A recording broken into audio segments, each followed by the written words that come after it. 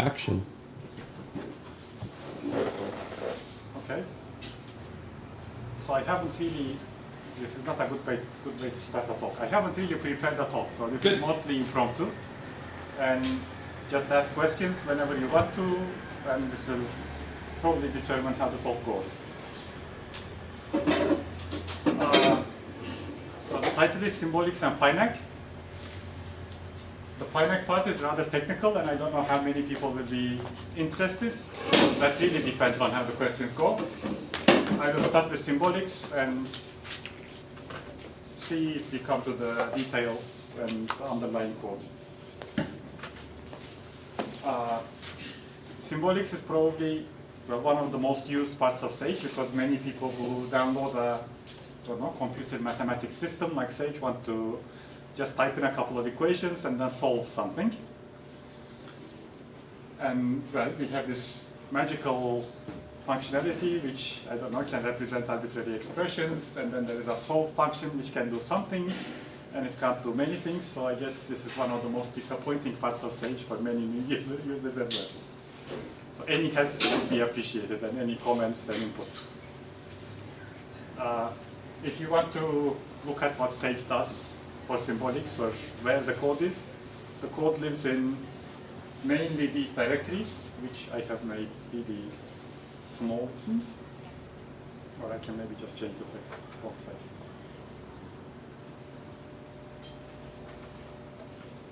So there are three main directories in the Sage source tree where the code is.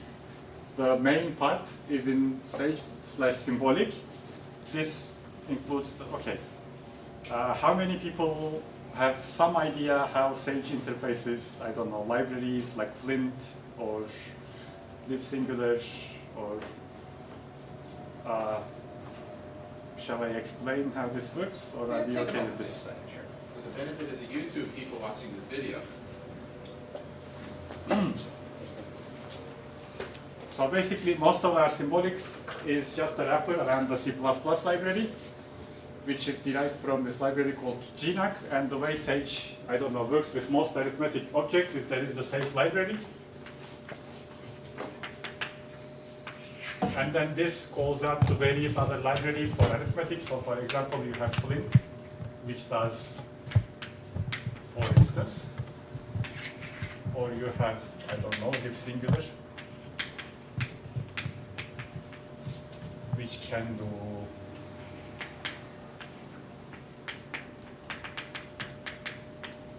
and various operations with these things. And then we have the symbolics, which is Pinac. And the way to do this is you just write a, well, one big class which represents the elements. So you have an, I don't know,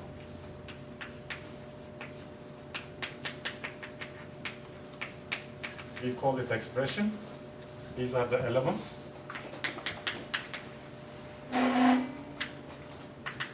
And in Sage, we always have a parent. And in this case, for historical reasons, this is the symbolic ring.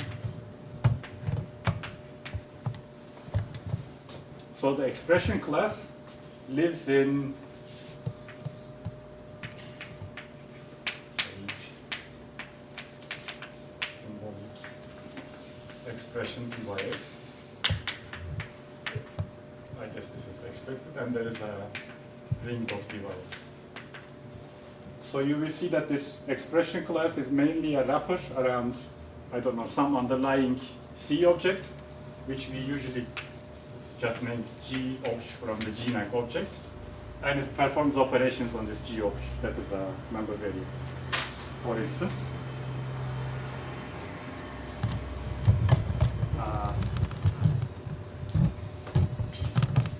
So this is, for example, addition in the expression class.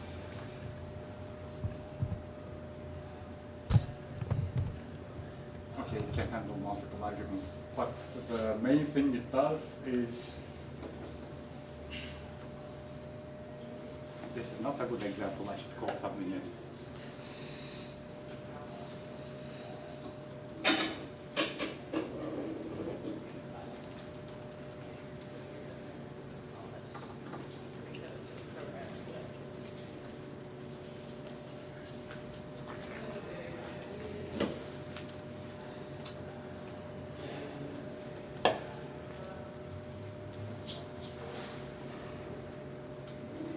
for instance. So the arithmetic operations are wrapped around for different things with hold and so on, so it's not really easy. So most of the code is just one call that's, I don't know, calls out to Pinac. And this is just a C++ method, which is declared, I don't know, in some Python header file. And then we process the output of this and turn it into Python by generic methods. So most of the time, you get an output in the form of a, again, C++ object. And then you call this new expression from GX, which is a Python type. GX is a GNAC type, and it gives you an expression from it with the given parent. And most methods in this expression class have this structure. You call something, and then you process it to turn it into a Python object.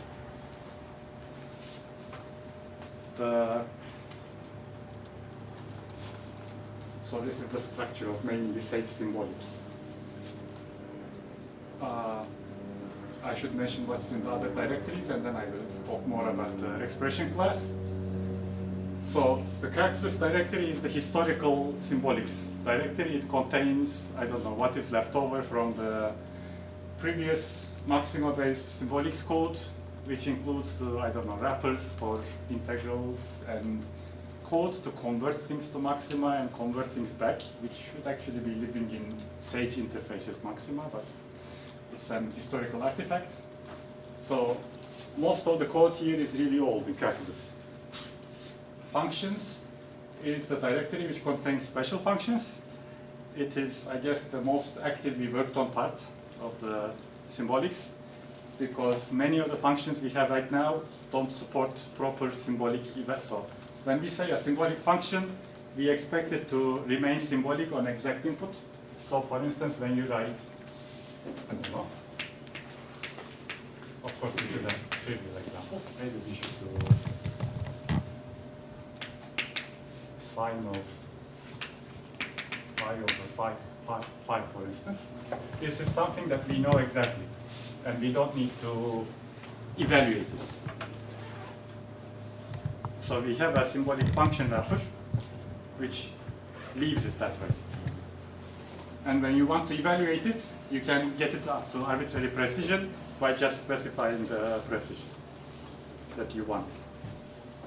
So the n will give you the numeric evaluation, and you can type prec and whatever you want.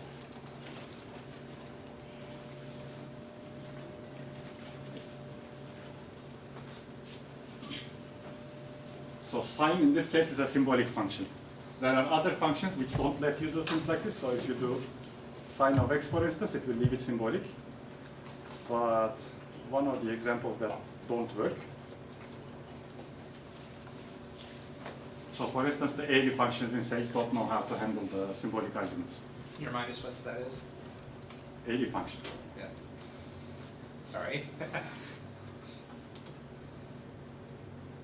Let's hope that we have good documentation. It's just some special function. Yeah, it's a special function which is. Oh, okay. Canvas is very simple.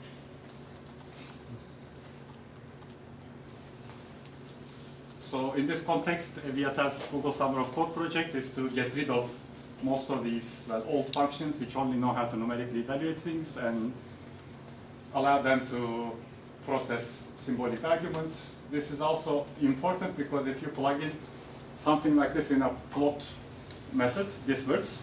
But if you try ALIBI, if you try to plot ALIBI x, then it will just give you an error. And then you need to mess with lambda and so on.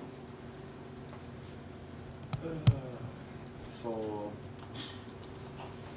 this is what functions are about, and this is Gmail.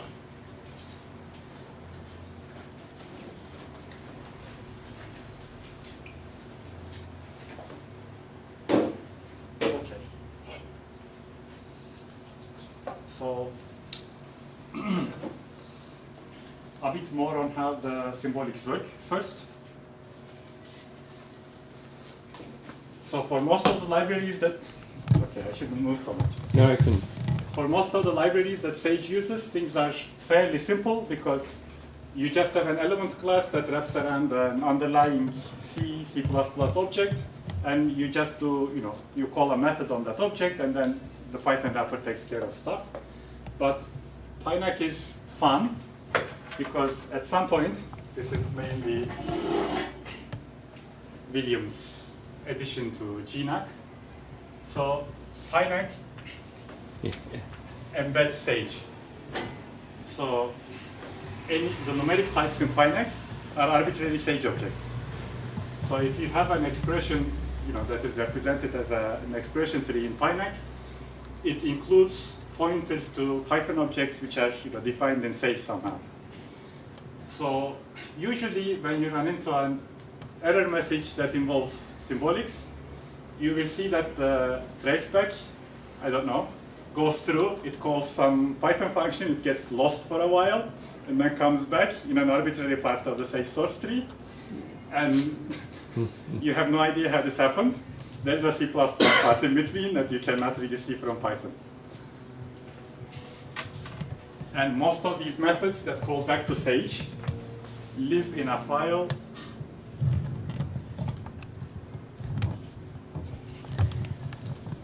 in the symbolic directory called Pinac byx.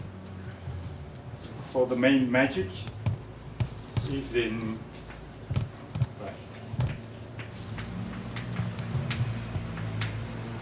this Pinac byx file.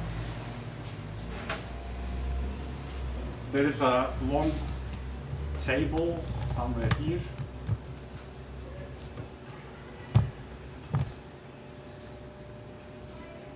Let's find.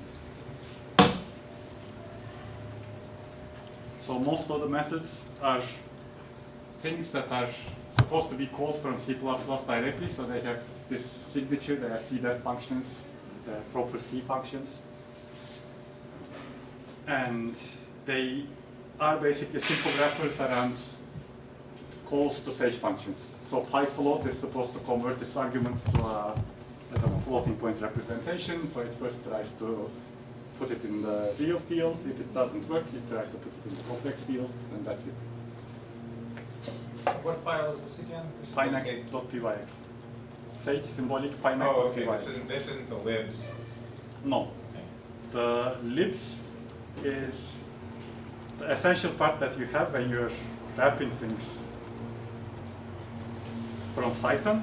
You need to declare the methods that are available in C++. So this says that in Pinac there is a class called X, and we call it GX in Cython, and it has all these methods. And you will see that these are very similar to actually the methods implemented in the expression class.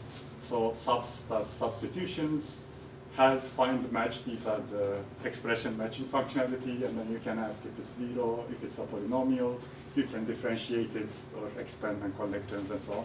So these are actually all C++ functions, and this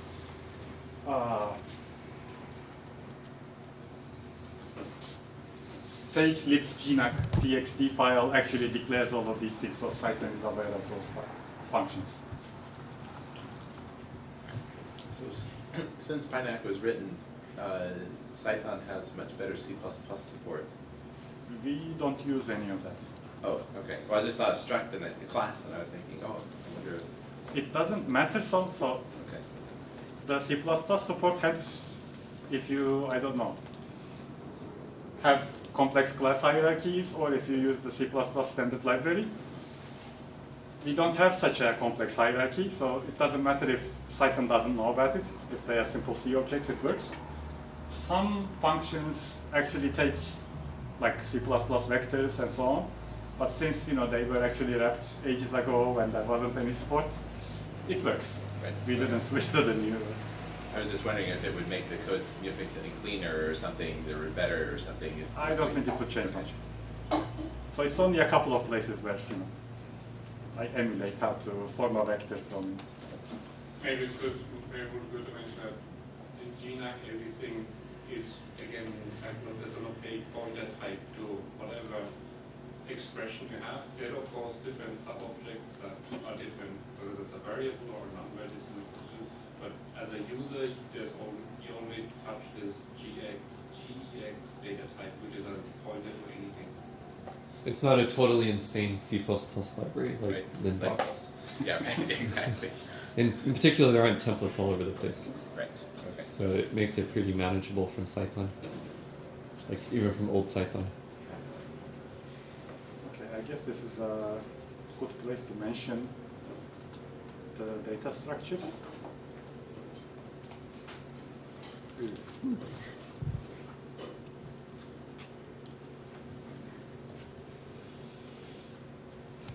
Okay, terrible resolution, but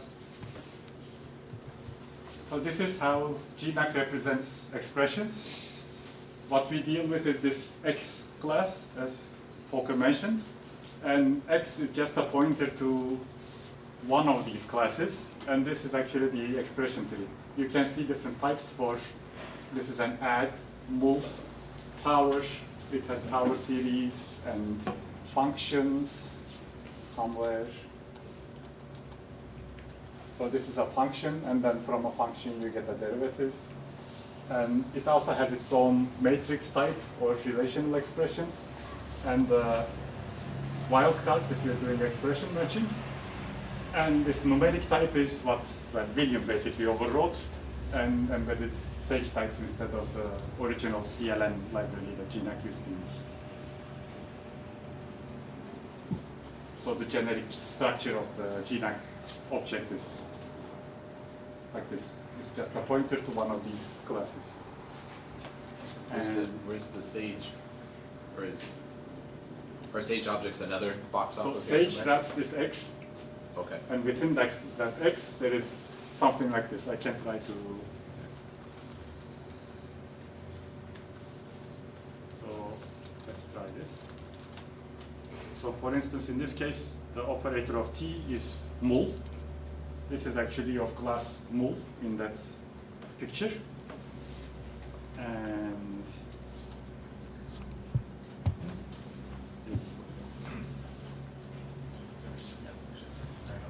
you can see the expression tree. Hey, I won't be able to fit T and the expression tree on the screen.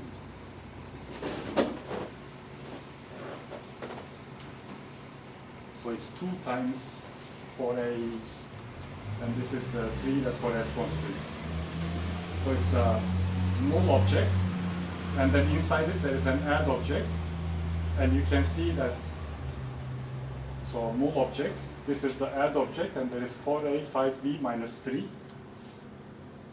So this is 4 times a, 5 times b minus 3.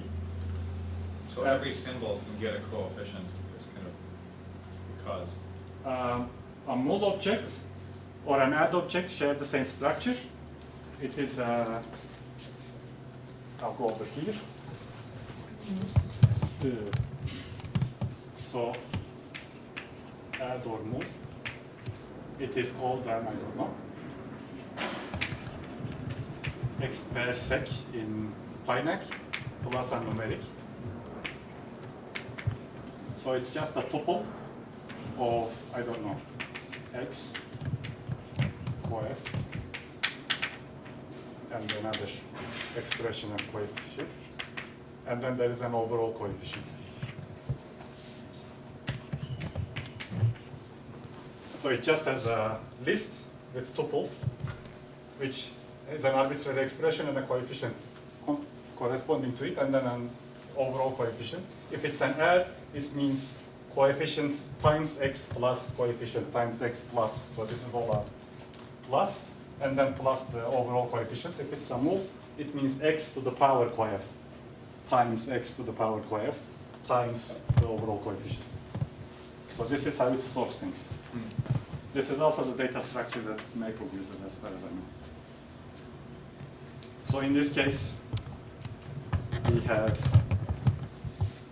2 times something d, so something to power 1, d to power 3. So 2 times is this overall coefficient, it's a numeric, and then d cubed, and the add object to power 1. By the way, this debug print 3 function is waiting for review Oh, that's in right. 13.738. Wow, it's been waiting for 7 months. It was actually There's lots written of stuff That's not very long. 13 what? 738.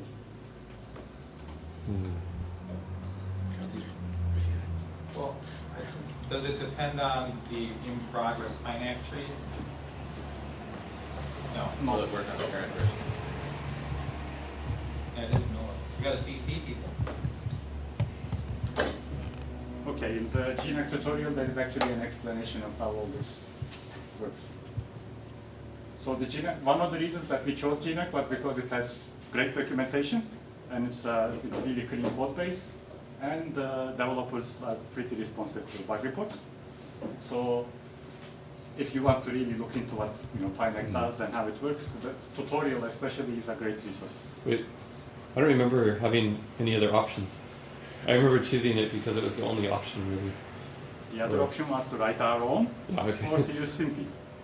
Oh yeah, but that was way too immature. So At the time. There was a lot of discussion around it though. yeah. If we had to remake the decision today, would we still choose GNAC? In my opinion, yes. Okay. Is it a pretty active development community still, and how healthy is the project? It's not actively, going anywhere, but then, so there are a lot of people using it as far as I understand. Also Octave uses GNAC for their symbolics as well. And I think in many applications, so as a standalone library, it's used a lot. You can see, on the list people asking, how do I do this and how do I do, but then, And there are patches too, I mean, there are people submitting fixes and stuff. yes, like how to build it with Visual C++, but they have these, wild projects like implementing multivariate GCDs and integration. So those are not going anywhere. But then I don't think they should. Well, the reason I just kind of, so it's nice that we can, have an easier way to incorporate upstream fixes on those, because sometimes there are kind of things in stage, like I was just looking at some just now, but then of course there's a whole piecewise question. And the worst thing, I mean, at this point I'm almost thinking we should switch over to the Maxima pw.mac. At least they have some decent piecewise functionality that we can plug into. If it's really not feasible, unless we want to write our own again and try to fix what's there, I'm just not sure if that's the best use of our time either. I think we should actually write a piecewise class in Pine. Right, so the question is, how hard would that be? If we know what to do, so I have no idea, about the design. Right. And this is usually the question that comes up, what do you want to do with it afterwards, and how does Mathematica or Maple handle these things? Once that is clear, it's not so hard to actually sit down and implement it. So I think, I don't remember which safe days it was, probably about 3 years ago, Volker sat down and we did the infinities in Pine in a couple of days. So it's not so hard to add a new type to this class hierarchy. So there's not a piecewise.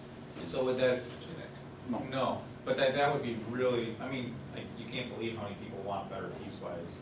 Yeah, so it's one of the big outstanding. As we know, but Jason. Well, electrical engineering, it's really important, right? So, Well, that's the other thing, our piecewise doesn't really connect well with things like the heavy side function, right? They're kind of two different things. Are we talking about one-dimensional piecewise? Yes. Multi-dimensional? Yes, yes. For now, we're talking about Yeah. who knows what multi-dimensional piecewise. So you can convince him to do it. Wait till the end of the talk. Then review it in 1 year or less.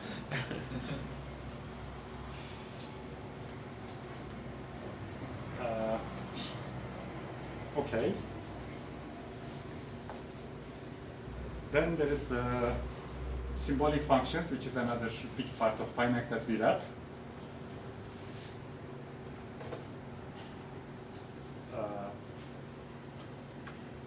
So again, the tutorial contains. Can you make the font a little tiny bit bigger? Okay, can you make the font even bigger? It's really little. Even We're getting older. Yeah, But And I I want want people on the video to see it too. Of course. YouTube has this compression. It has nothing to do with the aging of the Yeah, it's all about the video. Yeah, that's right. Okay, I should actually make the URL because I don't expect anybody to read it off my screen right now. And we should actually have documentation for this in Sage somewhere because we wrap most of this functionality and it's available in a much easier form. But if you want to declare symbolic functions, GNAC, I don't know, presents a method of doing so, but you need to do this at compile time since it's C++. And what we do is actually wrap all this in some Python magic, so you can actually declare these functions at runtime. And the functions can support custom methods, such as, I don't know, an eval or evalf, derivative conjugate or a series function. So there is a whole automatic evaluation framework in GNAC. It's, sort of creates a canonical form of an expression in this class hierarchy. So you have one of these classes here which represents an expression tree and it points to other expressions and so on itself. And then at some point it gets wrapped in this X class. And at that point exactly, X wants to canonicalize the expression. So there is an evaluation method which puts, for instance, X plus X in a form where it says 2X instead of X plus X. So there is this automatic evaluation framework. And symbolic functions also support this automatic evaluation through the eval function. So if you want to, I don't know, process the arguments that the function gets, you can define your own custom method which will receive those arguments and do something with it. And our functions actually define these. That's it.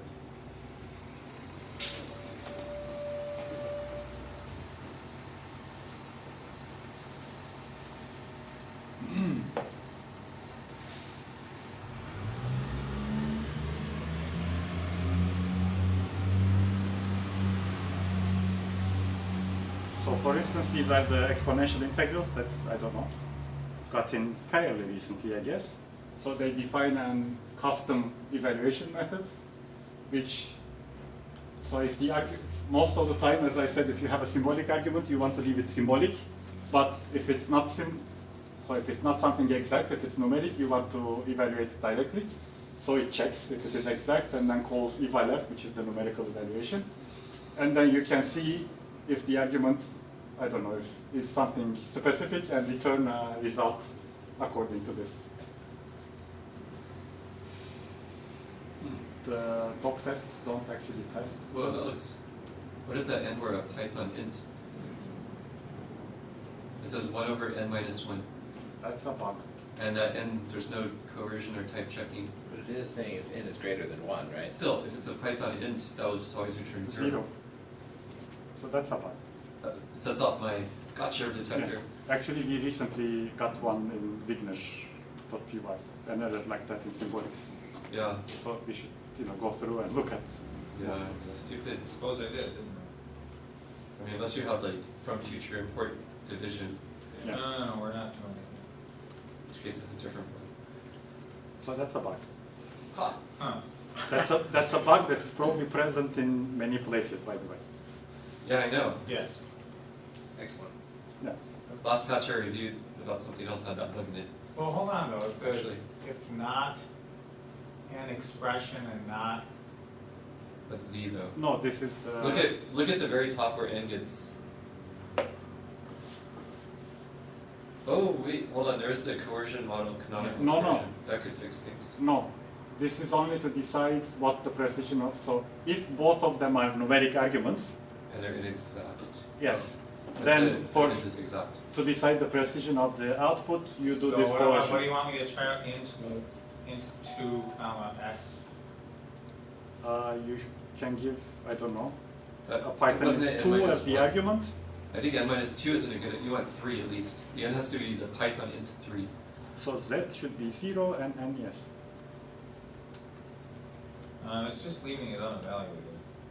Well, might be the wrong one evaluated though. No, I mean x integral e3 2, right? We do float. And did you explicitly coerce the n to be an int? Yeah, I put X integral E, well, which one am I doing? 3, oh, well, I just put int 3, That's the same. 0, is that bad or good? Looks really It should be bad. 1/2. Yeah. Oh, okay, and that's. Because it. it's just, one over eight okay. minus just one. make it 3, just, yeah, Oh, it'll be fine if you put the integer 3. right. Oh, yeah, just- yeah, yeah, okay. Then Oh, it'll so be that- clear, okay, yep. good. If you I'll- pull it I'll- from a I'll- Python I'll program. write that So up. new Good one. Thanks. Yeah. That's a. Thanks. Hate that. It happens constantly. Real time bug fixing. Bug finding. Easily fixed. Easily fixed. Flash that more source code in front of But Williams' then, you bug know, checker. there are many more instances of this in this file. Who's the offender? Probably all of us. If you You just look shouldn't for, blame people like that. Well, just so you can Just yeah, look fix for the So bug forward in there. I am right? probably responsible for reviewing it. just look for / and I mean, I remember I kept One, introducing a one, bug all over, and Nick Alexander's like, we just need to fix the bug in William's brain. Reviewers, Burcin, myself, and William. Ooh. Yeah, me too. Okay, so the eval method is this automatic evaluation, as you saw. It checks the arguments and returns an exact result. if it can. And if one of these was a numeric type, then it would actually evaluate it numerically. Is this because it's doing the 1/n-1 and that just happens to be No, in there? this case it's actually calling the evalf method, Oh, okay, which It's separate. actually calls impediment. okay. So you could conceivably have 2 different answers. Yes. Hopefully not. Right. Well, we just did with Python versus, Yeah. but that was fine. So eval is the automatic evaluation, evalf is the numeric evaluation. As we saw, this is the numeric evaluation, and most of the time it's just calling that to npmath, npfr, GSL, sometimes maxima. And then you can have derivative series or conjugate. I think this one also defines those. So for instance, if you ask for a derivative of this, then it will increase the order in the first argument. Or actually, it does more complicated things. Okay. Oh, since it's an integral, yes.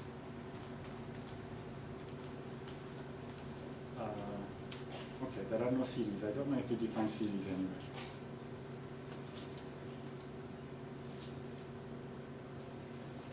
So you can have symbolic functions which define these member methods in Python, and then there is some magic that handles the argument conversion into Python and C++ and so on, and creates actually C++ classes that represent these things. Which is one of the things, I guess, that tripped many people up, because it looks magical.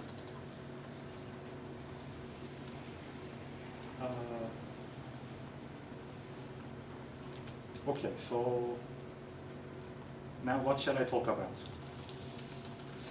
I can talk more about symbolic functions. I can talk more about, I don't know, what is happening with finite, or we can also talk about what is happening with symbolics in general, as in this piecewise problem, or I don't know, what's happening with the callable symbolic expressions versus symbolic functions, because I think this is also another source of confusion, or I don't know, comparisons.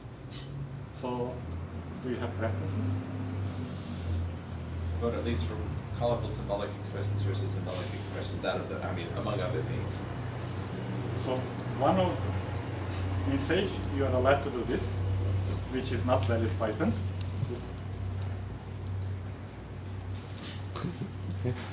And then it gives you F, which is a callable symbolic expression in our. But it looks the same. It looks the No. same, which is very confusing. But it prints differently. It prints differently and it has Right, arguments. It has an order of arguments, right? Yep, Yes. that's the only difference, yeah. So my point is, when you do the type, it's really hard to tell other than printing it. Ah. Yes, they are formed mainly, I don't know, by a hack. Is there a way to tell whether it's callable or not? Yes, there's it is callable. It's buried somewhere in. It's not f dot is called. No, it's Very. basically checking to see if it's the right class. You can check its parent.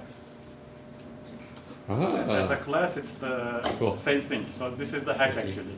I see. So it's the same class, but the parent changes, and then the parent also embeds the arguments. Right. That makes sense.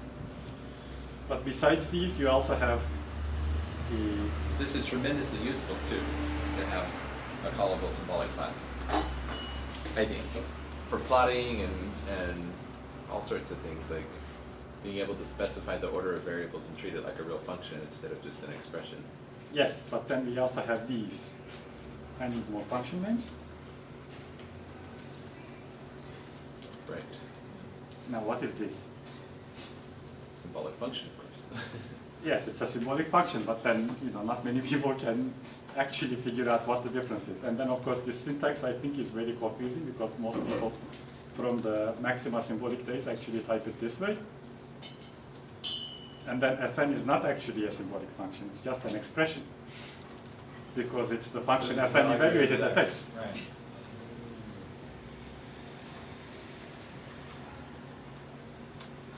So there should be some way of. Is there any point in having both of those things? I think we should merge them somehow. So we could do f of x equals function or something. Do we need the Wait, doesn't it? argument that? I thought that the f of x equals whatever, the preparser used that function. No, it's not the same function method. Sorry, can you do the preparser? What f of x equals x plus 1, what it preparses as? Just to remind us. Symbolic expression, dot function. Okay, yeah. But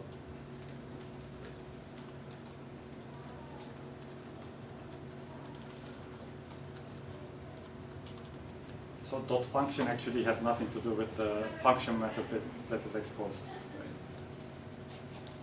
So this only creates a new callable symbolic expression. It's like var, but for functions. That's what functions. We should call it fun. No, not No. for functions. Confusion. It's like, The dot No, function, that isn't, but the but technical the ones. function, yes. oh that's yeah, what's confusing. right. But it's not exactly like var because it lets you specify the Yeah. arguments. And then a vowel and That a makes vowel sense. f and a. This is confusing. Yeah, that's the last one is. Why do we need the x argument? Why do we need to allow the x argument if you want that? History. Yeah, but okay, you duplicate it. We can. If you want it, then we can always write function fn closing bracket Yeah. open bracket of x. I agree. So I think this should be Yeah. deprecated in favor of just doing this. But you will need to change doc tests all over the place. I second the motion. All in favor? Let's do it. How many doc tests would you have to change for that? All over. Almost all users of function in the doc tests have this one. Wait, How often how is many that- are how there? often does that show up? There can't be that many doc tests like that. I really It's don't already know less if than there's the use any of of var. Yeah, well, Can't be that difficult. yes, a big global set or something. It's not You don't- difficult, but it's a big change. Yeah. I don't, does anybody use this? If you're using this on YouTube, like this video or something, or dislike this video. I mean, occasionally you get people asking about it. I've never heard anybody. And you know where people use this, Burcin, is, remember there is that Ghulam Hussein or whatever his name was, that was trying to do a lot of, we still have this problem with derivatives where, multiple derivatives are not typeset very nicely, and that, people using that kind of functionality are the people who I see using But also, this. if you want to do And nobody else. like differential equations and so on, you need to start Right, with a function that's- of this type. Right, Right. that's the only place I see it. All of the doc tests that create a function of this type has this notation because this is how Right, it used to be so in that's Maxima where it days. is, it's differential equations and it's symbolic differential stuff. And then there is also this problem that you can have. So T is a symbolic. Okay, let's have a.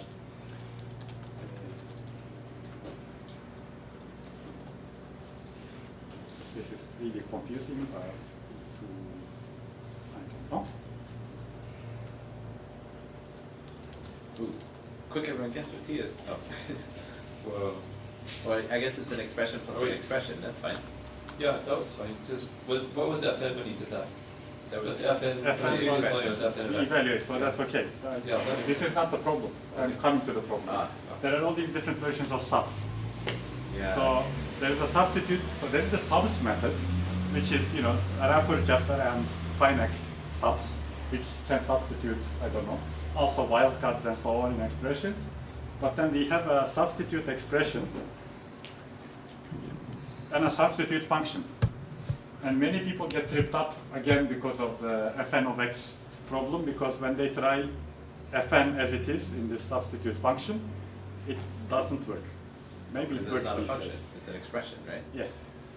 Oh yeah, that makes sense. You convinced me. Let's deprecate it. Man, go on open that ticket.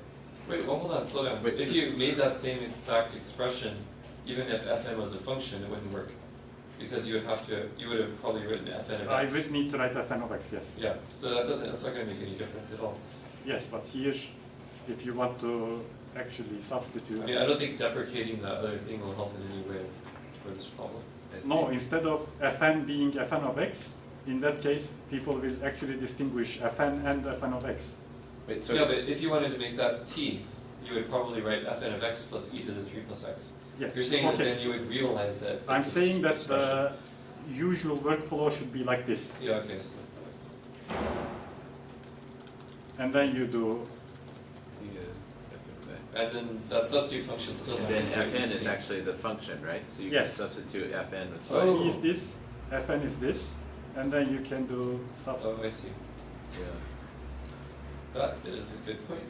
So how come there's a substitute function and a substitute expression? Those should also be merged, that's the second thing. Okay. Is someone keeping notes of this? Probably. That makes sense, that this is what it does. I guess it's Trying to- Yeah, but this trips a lot of people up. I agree. Wait, shouldn't it give an error? I mean, it could actually give an error when the first input isn't a function, but an expression. And then tell, yes. I mean, well, a slightly different error message would greatly reduce the confusion here. What is the error that you get? It just doesn't, it just silently gives you the wrong answer? Yes. It doesn't do anything, right? I mean, if Because you you're do not substitute substituting a function and the first input is not a function, shouldn't that be like a type error? Kind of would make sense, right? Yeah. But right now, it just Anyway. silently doesn't give you the, Yeah. so that's another point. Even without deprecation, you can do that. You get a type error and it can say, by the way, if you want to, I think it would be more useful to really get rid of the difference between substitute Yeah. expression and Yeah. substitute function, have one, Substitute, that Still- would determine whether it's a function or expression and do the right thing. yes, and instead of the expression conversions, so this is a really slow implementation, we can actually do it. I think there'll still be tons of confusion with that, even if you get rid of the difference. Because people will write things like substitute function sine of x or fn No, of but x. then- Don't write it. Substitute f of x for sine of x or something. But sine is a function. So sine this of will x work. is an expression. Yeah, but people think of it as a function. So if, if you if the do error message the- were better. I mean, I'm just saying that there should be an error message. Like, you might be tempted to do Yes, that. but if Okay, you no, call that subs will like this will work. Yeah. Okay, Or not. it Uh, won't work that's just because I because need to do. Yeah, you have to do that. Ooh, What? can that work dictionary? What? Yeah, it's a Oh, dictionary. it's a dictionary, Yeah. okay, yeah. Wait, so you're saying the error message should educate the user between the difference between function Yeah, I mean, even after making the and change. x. Yeah, If you try to use substitute function and you give the first input not a function, right. Or if you do substitute big where you thing. try to substitute a function for an expression or an expression for a function, can you do that? Yes. Oh, Oh, No, you this can't should do work that, no, fine. that should be an error. yeah. okay, so you This educate should the not user If be- this of the was difference. fn of x If- sine, then this should be an error. Yeah. And this is a really confusing error message. Right, Maybe if you literally have a function called substitute underscore function, yeah, and the first input isn't a function, yeah. that should probably be an error. But I really don't think we should have a method like Okay, if you get rid of that method completely, then obviously it shouldn't have. And then just have a type error for stuff like that. that. Yeah. Which we have already. Well, yeah, an educational error instead of a technical error. Message. Okay, that's one thing. What's the possibility of having matrices as coefficients? I know a while ago that It is possible, basically because of, that class for matrix, but we haven't wrapped it, have we? but we haven't wrapped it. Okay, So if we wrap that, then you can have matrices in the symbolic ring, and it won't just be an error anymore. right, So you can just have coefficients. okay. And I should also say that, so there is this indexed expressions, and that's also wrapped in a ticket somewhere. Oh, it's up there? It's up somewhere? I don't remember the. Needing to be reviewed for a year or two or something? Yes. I don't actually remember the ticket number. It's that old. 11. At least it's not single digit. Yes. In fact, it's 5 So it looks. It's just a reflection of his memory. Yeah, people have wanted index expressions for a long time, but Right. it's just a matter of, It's 11,576. I updated the patch only 5 months ago. This is, not that bad. But I wrote the initial patch 19 months ago. So this is not using that stuff, that code. This is using directly. This is using Pinac directly stuff. the indexed expressions in Pinac. Okay. It works. I don't know if I actually have Let's just scroll down. examples. Okay, I don't have examples. Okay, when was the last Probably the comment? patch has a couple. Oh yes, it also allows you to have arbitrary Python objects as indices, Oh, which is nice. something the Yeah. Combinat people really want to do. Right. Yeah. Arbitrary hashable Python objects? Yes. Okay. That's So nice. that was the main motivation behind wrapping this. Floran wanted to use symbolic expressions to Yeah. represent some things, and so you Yeah. can have arbitrary Python objects. And so we have x.op to access operands. Now there is x.int, which gives you an index, and you can just put in an arbitrary Python object. So- But Is this in the Combinat queue? no, Are they using it? I don't know if he's using it. Okay. Is your name in there? Or is it in there? Okay. In the reviewing comments or something. Okay, I can't find a You good need example something of there. what it does in the block test. Anyway, so the main problem with this patch is if you have arbitrary Python objects and indices, and if you do something that wants to convert it to maxima, of course the string that is generated is nonsense to maxima. So But that's fine, isn't it? I mean, Maxima doesn't have this. Maxima doesn't have this, but a lot of methods still use maxima unnecessarily. So it goes through to maxima somehow. It would be nice to, I don't know, replace it by something that maxima knows about, and then replace it back. So the main reason that this patch is waiting there is the conversion to maxima. And I don't like that blocking stuff in symbolic But section. But you're just trying to bite off too much in one go. First Python needs to know about index stuff, then we can fix maxima later. seems like if you're using this, Then then you please probably. give a positive review. Okay. Clear answer to that. When was the last time somebody commented on this? 5 months or How old is it? 19 months. 5 months. Okay. So I wonder if it still applies. So the alternative, okay, the ticket says you want to generate sequences of variables easily. And the alternative thing is to declare, using the var method, separate variables, but that actually creates a bloat because we keep actually a list of all the symbols that are created. Right. And if you want to create, I don't know, thousands of them, then that's not good. That method right there is not going to be Yeah. useful. Yep. And the ticket actually contains benchmarks of what happens. And this indexed variables don't actually take up any space. So please review. Okay, matrices, index variables. We need some rebase. Okay. Actually, most symbolic tickets will need to be rebased on top of Sage 5.11 because we recently merged a new Pinac version which changes the order of things. oh, good. No, that's good. So doc tests all over the tree changed. But this was a long-standing seg fault in Pinac that was finally fixed after about 3 years.